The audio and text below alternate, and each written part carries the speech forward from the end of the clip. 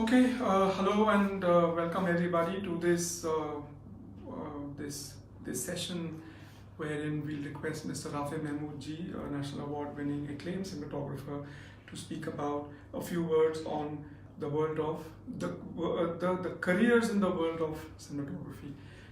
My name is Kartik Talreja. I am the director at DA Film School, and I just take this opportunity to introduce Mr. Rafey Mahmood ji to you. Rafey ji is a national award-winning DOP, and he's done feature films like Aankhon Dekhi, Mithya, Mixed Doubles, Raghu Romeo, Fatso, Katha Don Ganpat Ravansi, that's a Marathi film, Journey to Mecca. Now, Journey to Mecca was internationally produced by on IMAX, Hasil, and many more. His recent work includes Bioscope for Foxstar, Barish or Chowmen, and soon to be released. The film is called Karak. He's also done cinematography for acclaimed short films like Tarana, a 35 non-fiction film on Indian classical music, which won the Golden Lotus for the best non-fiction film at the National Film Awards. He shot more than 500 commercials on advertising agencies like J.W. Thomson, Grey Worldwide, McCann Erickson, O&M, Leo Burnett, Mudra, and he shot plenty of documentaries, multi-camera TV shows, and music videos. Some of his awards and accolades include National Award for Best Cinematography in 1996, Gold Cinematography for Best Camera Work in a TV Commercial in the year 2010, IDPA Awards. He's also won the Radio and Press Advertising Awards, that's RAPA, in the year 2007 for Best Cinematography in a TV ad film for Bose Audio Systems.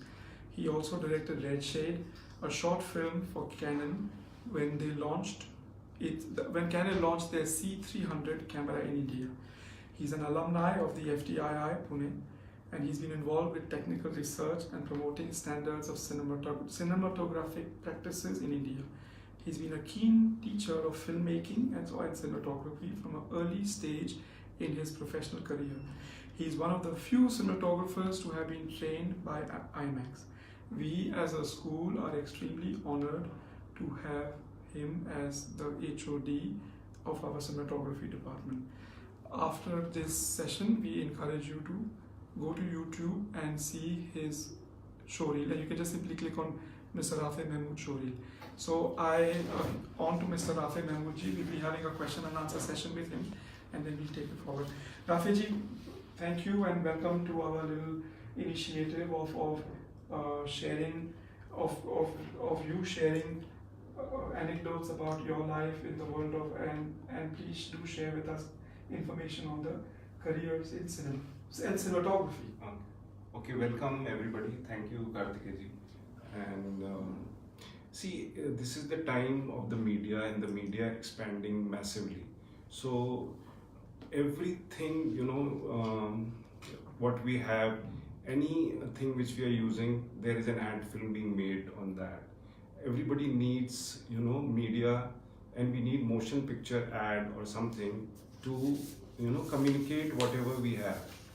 So also this is the time where everybody, whoever is there watching this, they have some experience of shooting a shot or a clip on their own. So, it's something which is there with everybody. Now the question is, what is the difference between what people are shooting every day, like a birthday clip or a marriage clip, and what is it that we are teaching, or what is it which constitutes a professional work? So that's a very interesting question, and people who are seeing, they may want to know for themselves and from us that what constitutes something which becomes professional motion picture work. So like what you were asking, what are the careers? Now obviously, if there is such a big boom that you have like 600 TV channels, and then you have Facebook, YouTube, and everything you click on YouTube, there's an ad before that. And now web series. And web series of motion picture media is very high. So, I mean, it's an understatement to say it is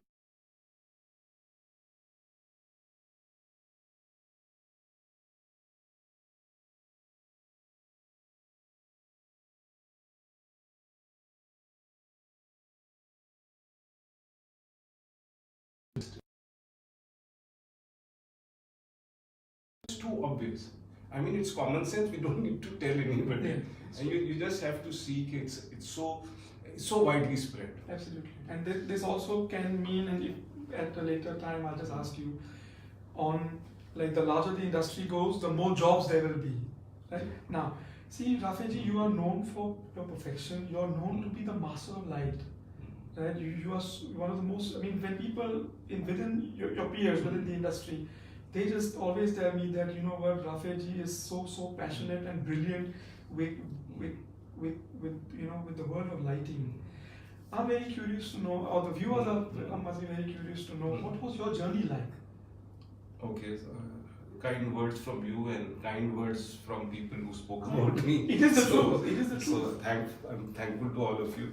So actually, I really do consider myself right now, like a very at least a sincere teacher of lighting, and I take workshops all over.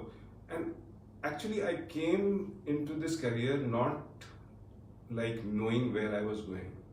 Some people are there who know like from childhood, or like when they're in class 6th or 7th, they'll become engineers, doctors, or they would like to go into any, there's so many fields, all very valid professions. And more fields today than what used to be 20 years ago. Today it's... So in fact, to be honest, I also wanted to become a doctor and an engineer to begin with. But of course there is competition, and there was always competition, so it didn't happen. And your time was different. Time was different. Time was different. So, I came into this by, I'm answering two questions at a time. I'm trying to combine the thing. You are saying why lighting. I'm trying to answer two things at a time, that how I came into this career and my interest in light. So I feel that there is a very natural interest for everybody in lighting. I have not known anybody in my class when I'm teaching who is not moved by light. It's such a natural thing. All of you, anybody, I mean, if you or anybody comes into a class of lighting and it's being done with a certain, with a certain skill, so you will get involved in lighting, because it's something very, even before we became mammals, we were responding to it. We were responding to light. So light is something very deep within us. So I had gone to Jamia Mass Communication Research Center to join a mass communication course, thinking that I'll do journalism. So, and I didn't even know what this mass communication course was meaning. This was perhaps one of the first mass communication course which was started in India. So there, I'll tell you a story that I saw there was a teacher, and he had come after studying 6 years of cinematography in erstwhile USSR from Moscow, from a film school called VGIK, which is still there. And they do a 6-year course. Can you imagine how much we learn in 6 years?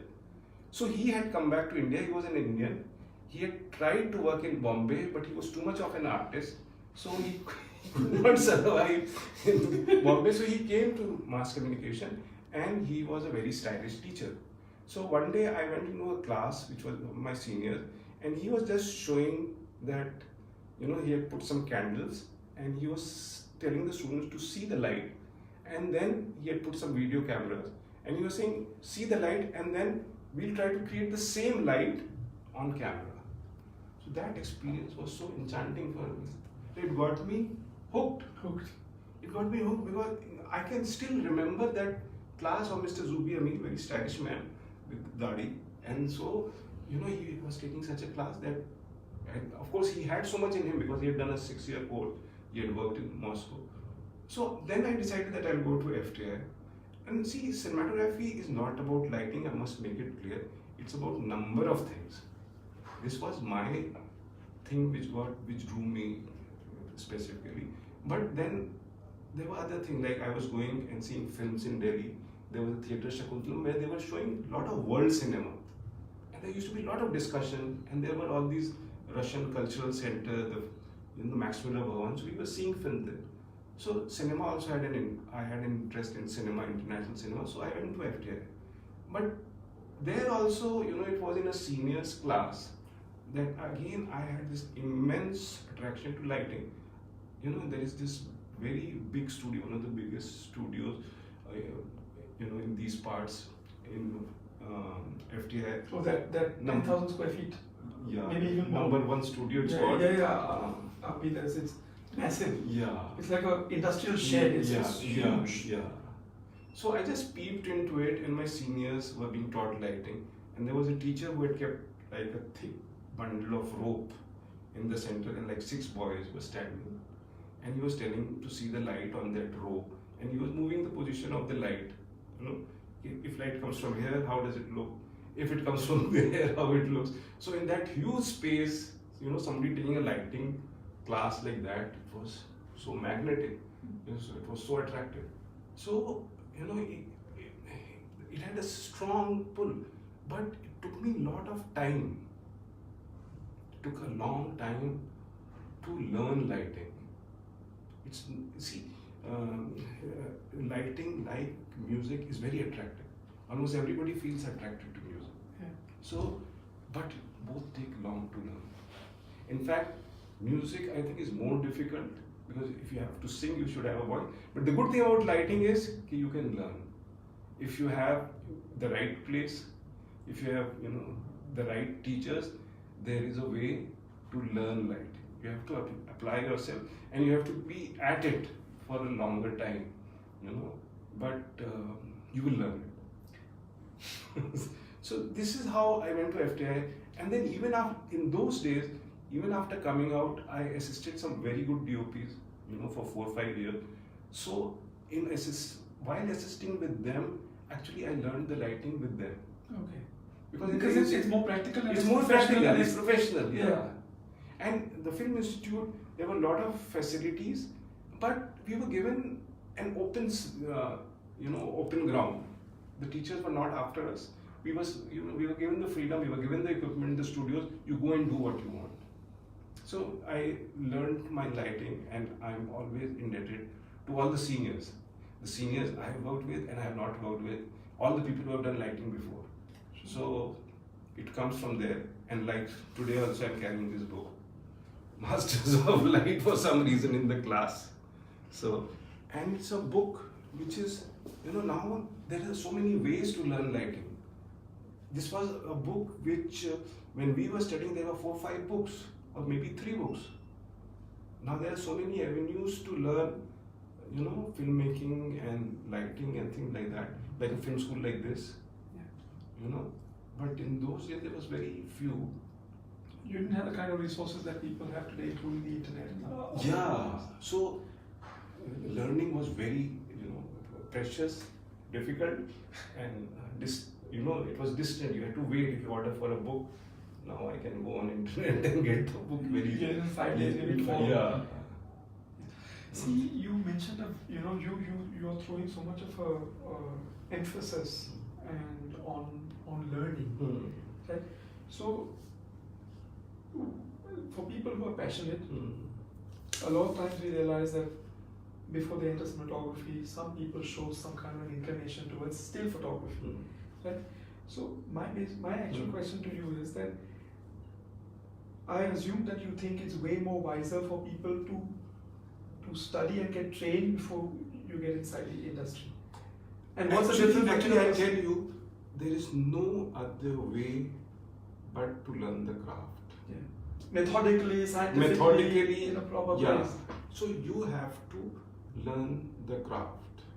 Because, I'll just read out something very beautiful from this book, and it is by a director of photography who is considered, like the prophet, and it's called the Prince of Darkness. His name is Gordon Willis, and he changed cinematography forever. Yeah. When he shot Godfather, he changed it.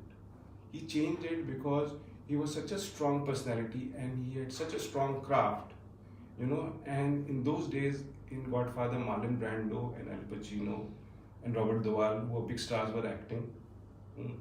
And everybody used to be lit, from the front beautifully because they were stars. and it was a big studio movie. What he said, कि I will light up Marlon Brando, from top, and there will be no light in his eyes. So they used you as like light and shade, so he played with that. Yeah, he Shadows. said, okay, I don't want to see his eyes. He is a dark, sinister guy. He is a godfather. What is going on in his head is more important. Yeah. So, and that was shocking for the studio and all. But he was a very strong guy. So nobody's, they just allowed him to be. And he was so sure. He was so sure of what he was doing. So when a person is very sure, other people, listen. They listen, actually. And it was working when they were seeing the rushes, and Marlon Brando himself supported that. Wow. This is the thing. I'm looking like a character. I'm not a star. Yeah. So it's a very important thing. Like good actors tell me, when we are being lit by a professional cinematographer, and we look like a character, and the star has gone away. It helps us. Okay. We have to act in a different way. We may have to act less. So it's a very important thing. So what Gordon Willis is saying, to answer your question, movies are craft. They are not art. The art comes out of the craft. And very pertinently, next line he said, for example, you may have a great idea for a painting, but can you paint? If you say no, then your idea is worthless, because there is no way for you to project that idea. It's being able to execute the idea that sets you free. So, and he was a very modest man. He always said, he became a big star. He used to say, I'm a tool. I'm a tool who is giving craft to the film. So he was always saying, this is not art. He was a big artist. Everybody recognizes him. He's called the Prince of Darkness. I mean, in this book, there are so many people, everybody starts by mentioning his name. But he's humble enough to say, I'm not an artist. I'm a practitioner, I'm a craftsman. So craftsman means he knows everything. He knows, how to. He has a skill. Skill. And you have to learn skills. Skill. And here you have to learn. Somehow you have to learn. Earlier in my time, it was difficult. In today's time, it has become easier with film schools. So much also learning material available.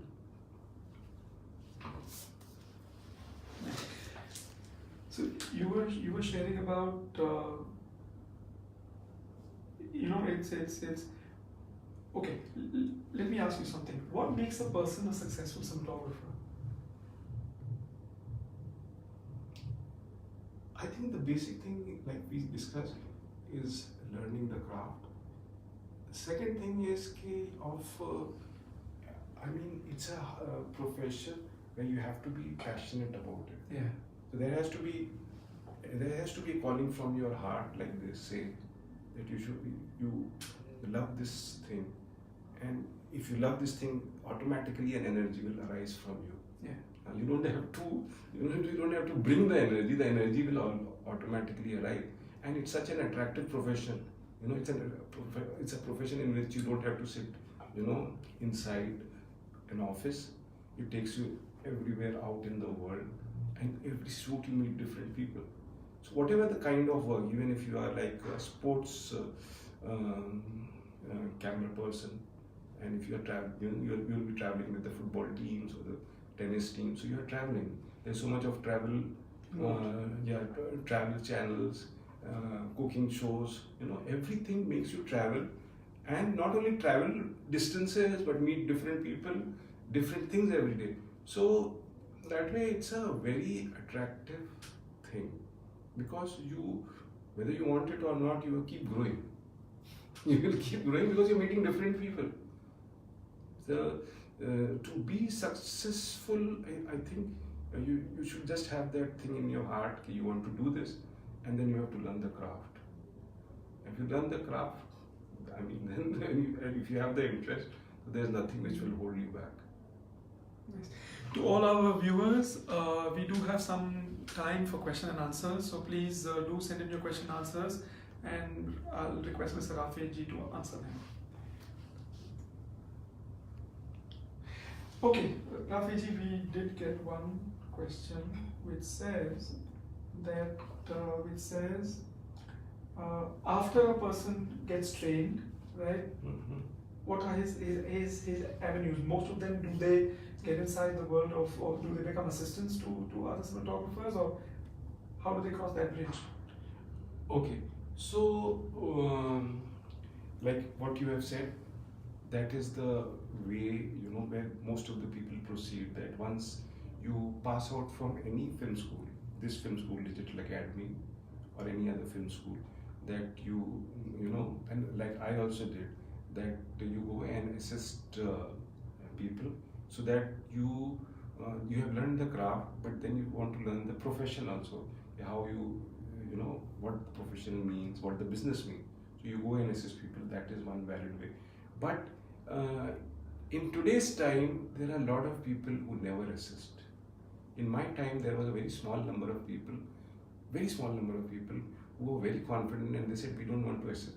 But in today's time, there is a big chunk of students, even passing out from Digital Academy, who don't assist, but they go and do their own work. Because if you're doing a documentary, if you're doing, you know, a web series, not a very big web series, obviously there you need some experience, or if you're doing a travel show, or you know, there are some people who are involved with food shows, so you go and work directly. So also I want to tell one very important thing, okay, it's not limited to being a you know, like a camera person, you know. So any student, he or she, when they pass out, it's not that you will only become a cinematographer. You can be a colorist. Yes, DI, Digital Intermediate Colorist. Yeah. So like some of our students have joined studios, you know, so they have become colorists, and that's a very enchanting field by its own. Yeah. On its own.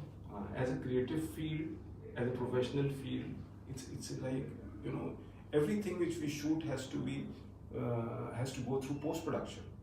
Yes. So it has to be finished, you know, by color correction and by VFX. So people go and become, you know, they become the critical eye of the visual image. Yeah. So if somebody has done a course in camera, he's the best person to be a colorist, because he understands what the director of photography wants. Then there are so many other associated fields within the larger field of filmmaking, which absorb people who have done work in camera. Now, the biggest thing, and which is the biggest requirement of our industry, and where we fall short of trained people, is the work of the person who handles digital data. Yes. Because every day, you know, we are getting so much data. We are shooting data now. True. When we were shooting celluloid, it was different. Today we are shooting data. And you may have, like, you know, like 1 TB of data on a day. So how do you manage that data? And not only manage, you know, download that data, back it up, process it so that it can be used by the editor, it can be seen by the director of photography on set, the director, they may want to see different images. So there is always on a shoot a DIT. Nice. And he's a very important person. And I believe they also get paid quite well. They get paid very well. Very well. So that's the big need of today. You know, you mentioned something very interesting, especially if our viewers will find this very interesting. You mentioned that 20 years ago, very few people were able to cross the bridge as independent cinematographers, versus today there are a lot more people. I do believe, and I want that if you can just throw some light on it. Throw some light on it. That there's a huge change of technology, which everybody is aware of. But I do believe that handling digital equipment today may be way easier. Absolutely. As compared to handling the celluloid cameras once upon a time. Yeah. Is there a reason? Could this be one of the reasons why people can also become independent cinematographers faster as compared to once upon a time? Absolutely. Very, very pertinent point. Very perceptive point you have put up. That the earlier generation of cameramen, because rather cinematographers, you know, they had to learn a very difficult craft where, you know, what you are shooting is an image, and you're not seeing the image. Yeah. You sometimes will see it after 1 month, or in the best possible case after 2 days as rushes. So it's all in your head. Yeah. You mind if you just share what a video assist is, so that maybe a lot of people will not know. Okay. And after video assist, what happened? Because Yeah. because I do believe That's that a very interesting story. because a lot of times, except the cinematographer, Yeah. if you can just take it forward from here. So when I came to work in 1990 in Bombay, there was no video assist. So what? If you can tell what a video assist is, like a little wire that So I'll come attaches to video. Sure, yes. So what we were shooting, we were just looking through a peephole, which was the camera, and there was this film running. We can hear that film running, and whatever we are seeing, and it's so a very dark, dingy glass because there are so many optical elements. So what the camera person is seeing, he is putting all his skill, all his craft to visualize how what he is seeing now by his craft, how it will come later on the big screen. Yeah, and he's only using his eyes and that little peephole. And his lighting. Yeah, of course, that's the base, Yeah. absolutely, yes. So, and it was, I think it was really difficult. That's why there were so very few people, who could do it. And they would see the Russian, and then they will know okay, everything was all right. And whether what he thought, is it looking like that or no? It's different, and nobody else will know.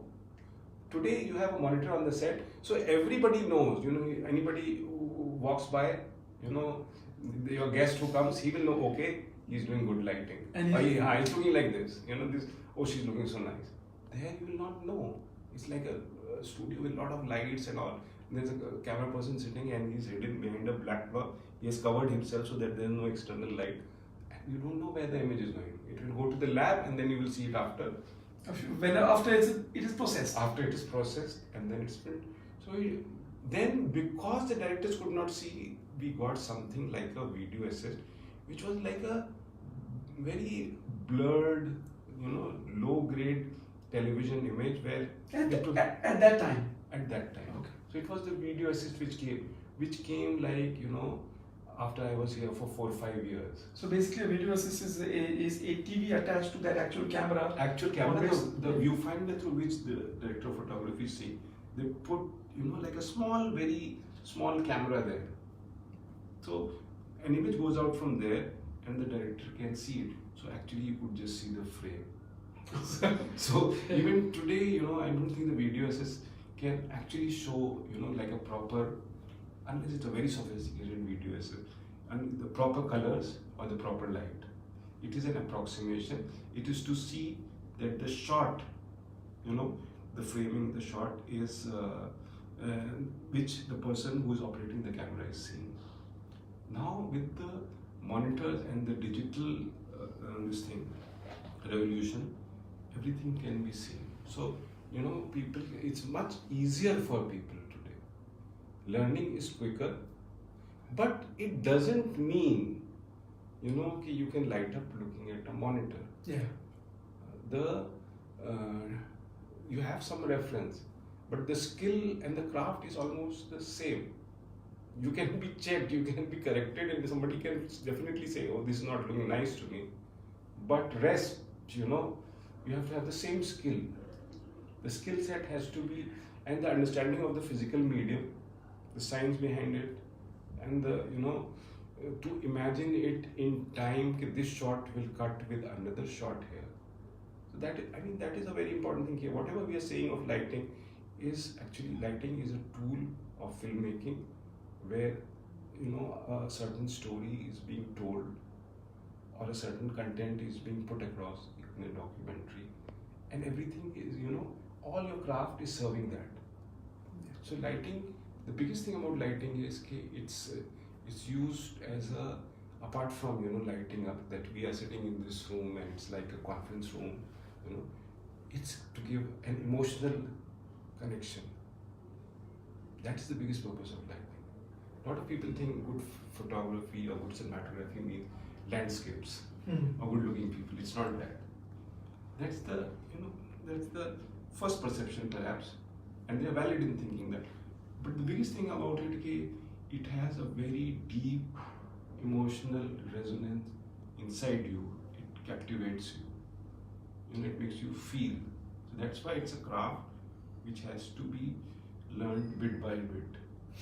So you can control, and people who have got a lot of control, they can control, how the audience is feeling. They can control very, very slight moods. Very upset, devastated, gutted, suicidal. They will be able to distinguish by lighting the difference in these moods. Yeah. And it's like music, Yeah. How we have in our Indian classical system. So you change the notes, you change how the lighting arrangement, the tonalities and the color, and it will be a different feeling. Yeah. Just to relate to this, I'm just remembering a quote by Alfred Hitchcock that drama is not when the actor cries, drama is when the audience cries. So the lighting just enhances that emotional connect or the empathy that the audience has with the actors. True. Because whatever we are doing, there has to be, whatever we are producing, some emotion, we call it ras in our Navarasa. Yes. There has to be a rasik. If the rasik doesn't, अनुभव नहीं होता है उसको. रस का अनुभव नहीं होता तो बेमानी है आपका. काम आपका बेमानी है. बोलते हैं ना जंगल में मोर नाचा किसी. Okay, so we end this session at this moment in time. We are very thankful to our viewers to be part of this, and we will see you soon, and we'll announce once more on Facebook when Rafey ji will be with all of you and us next. We will be starting a course in cinematography in this month, that is January of 2019. So all those who are interested, please do visit our website www.dafilmschool.com. Thank you for being with us. Even if you do think of questions in the future, please do send it to us on Facebook or on email, and I'll request Mr. Rafey ji to answer them. And thank you very much for being part of this, and thank you. Bye bye. Thank you.